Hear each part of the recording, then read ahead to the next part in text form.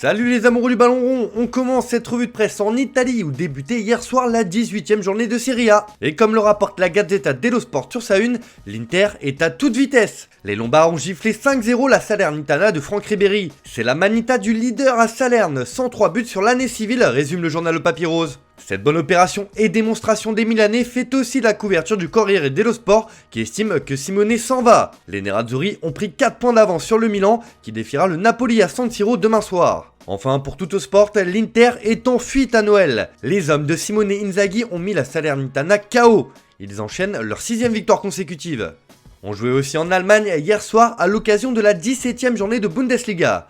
Et là aussi, on a eu le droit à un carton de la part du Bayern Munich qui s'est imposé 4-0 contre Wolfsburg. Une sacrée victoire pour les Bavarois où la performance d'un homme est mise en avant par le quotidien Bild, celle de Thomas Müller. C'était le show Müller pour les fêtes, résume le journal. L'attaquant allemand a ouvert le score et a ensuite délivré une passe décisive pour le premier but de Dayot Upamecano. Déjà sacré champion d'automne, le Bayern déroule en cette fin d'année. Allez, on passe aux images qui font froid dans le dos, à la tragédie d'hier soir, à l'inqualifiable, comme le résume le journal Le Progrès sur sa une ce matin. Alors que le match des 32e de finale de la Coupe de France entre le Paris FC et l'Olympique Lyonnais devait être une fête, cela a tourné à la bagarre générale et une triste image, encore une fois, du football français car le match n'est pas allé à son terme. Interrompu en raison d'incidents entre supporters des deux camps durant la pause, il n'a jamais repris et a été arrêté 40 minutes plus tard. C'est le deuxième match arrêté concernant l'OL en moins d'un mois après celui contre l'OM. Pour l'équipe, c'était encore le chaos hier soir au Stade Charletti. Un épisode de violence qui plombe de nouveau le football français, juge le quotidien sportif. Dans ses pages intérieures, le Parisien se demande « Mais ça s'arrête quand, ces violences dans les stades ?» Des images terribles qui forcément traversent nos frontières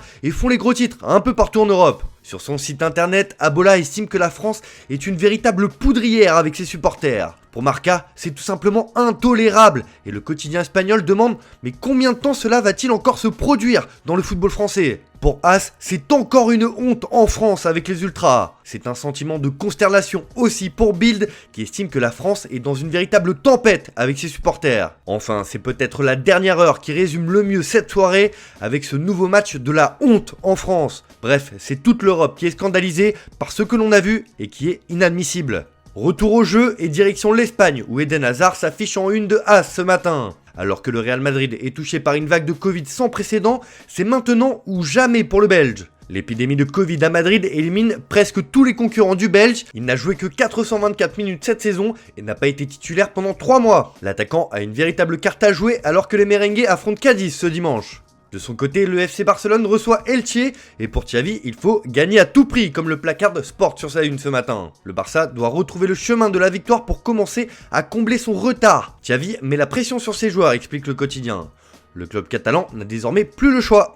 On termine ce tour de la presse sportive en Angleterre où la reprise épidémique de la Covid fait trembler la Première Ligue. Comme le résume parfaitement le Daily Express ce matin sur sa première page, la saison est sur le fil du rasoir. Beaucoup de matchs ont été reportés ce week-end et les effectifs sont durement touchés par cette nouvelle vague. À tel point que les managers de Première Ligue se réunissent lundi sur fond de crainte d'un arrêt de la saison, écrit le tabloïd. Même chose en une du Daily Star qui redoute réellement que la Première Ligue soit obligée de s'arrêter quelques semaines et de laisser passer le pic car pour le moment, le jeu est sur le fil du rasoir. Enfin, de son côté, le Daily Telegraph préfère mettre en avant la déclaration de Jürgen Klopp qui a pris ses responsabilités en indiquant que c'est un devoir moral de se faire vacciner. Voilà, c'est tout pour ce matin, bonne journée à tous, on se retrouve dès demain pour une nouvelle vidéo sur Foot Mercato.